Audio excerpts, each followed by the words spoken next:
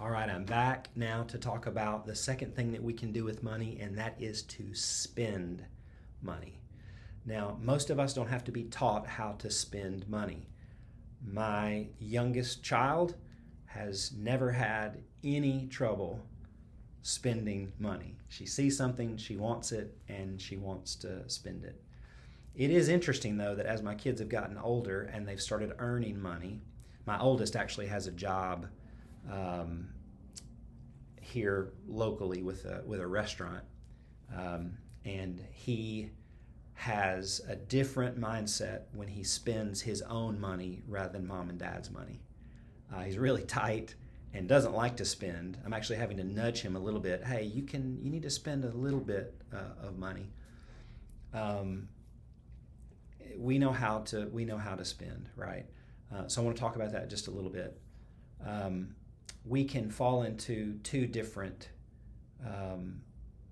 ditches, you might say, as we're trying to go down the road of money management. Number one is we spend too much. Number two is that we spend too little. One of those ways, spending too much, will get you into big trouble and often in very deep debt. One of those ways will turn you into kind of an Ebenezer Scrooge that is really more focused on saving too much rather than being able to live joyfully for today. So I want to commend to you a middle ground there, all right, to where you're spending responsibly, where you're living joyfully for today, but you're doing it within the means of what you have. And the way I think you approach that is to ask yourself a question. Is what I am thinking about spending my money on a want or a need? And there's a huge difference between those two things. And many times we are tempted to think that everything is a need. I have to have this. I have to have that.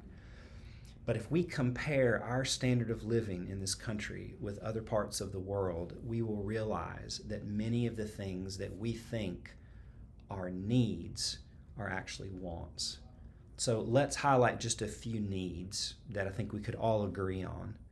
And then we can kind of say that everything beyond that really is probably a want. First of all, we know that food is a basic human need. We have to have food. However, what food we buy is not always, we often can buy more than is actually needed when it comes to food. What I mean by that is, if we go out to eat, we are paying a premium on food. We're paying a premium on the cost of whatever it is that we're eating. We're paying a premium on having someone to serve us. If we go out to eat, it's going to cost us a lot more than it will if that's something that we buy at the grocery store and we prepare it at home. So one of the ways that you can spend less money, if that's a struggle for you, is to do all you can to prepare food at home. Sandwiches can go a long way for lunch. I eat a sandwich most days when I'm at home. Sandwich, chips, and fruit, and a dessert. And that's a pretty cheap lunch. And so the kind of food we spend our money on is something that we need to think about. Is this a need, or am I going and spending money at fast food places or sit-down places that is unnecessary? There's a place for that. There's a place for fast food and celebrations, but as I look at many of the people that I meet with for financial planning, the area where people are spending the most money is often food. All right, basic human need, but we don't have to eat at Outback Steakhouse for every meal. I love Outback Steakhouse, by the way. They have one of the best desserts in town. It's called the Chocolate Thunder from Down Under. You should check that out. But I think that dessert's like $9. You could probably make a chocolate brownie at home for a whole lot less. So that needs to be a treat rather than kind of the regular way that we go about spending money. All right, food's a need. Shelter is a need, right? And shelter is one of those really hard things because you don't want to live in a place where you feel unsafe or where it's not nice enough for you to be able to go about life. You don't want it falling apart around you. And so you need shelter that is nice, but it needs to be modest. Many times when people are buying homes, they will buy homes that are really beyond what they can afford because they want to keep up with someone that they know. They want a house that's as big as someone they go to church with or someone that they go to school with or whatever.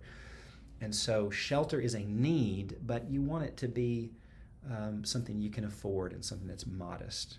All right. So obviously, food, shelter, and clothing would be a third need that I'll highlight. We got to have clothes.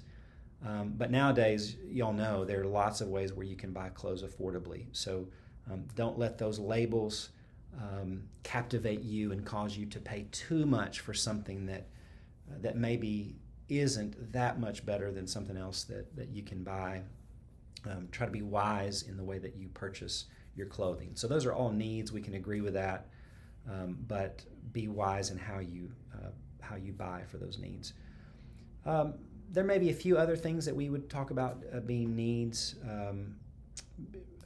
Air conditioning, heating. That's a need for us. There are many cultures around the world that don't have either of those, but we could probably call that a need.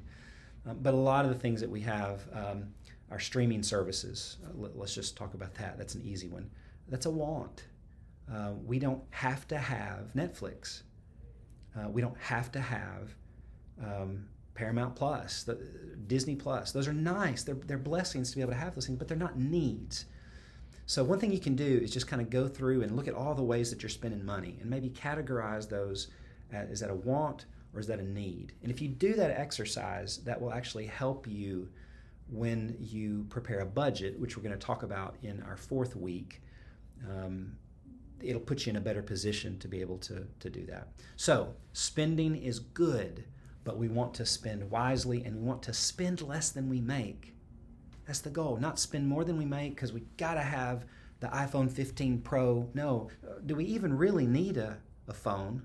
Maybe we do for our job, but does it have to be an iPhone 15 Pro with a $50 a month payment? Maybe not, just depending on your particular circumstances. All right, that's enough on spending. We're going to be moving on to talk about saving in the next video.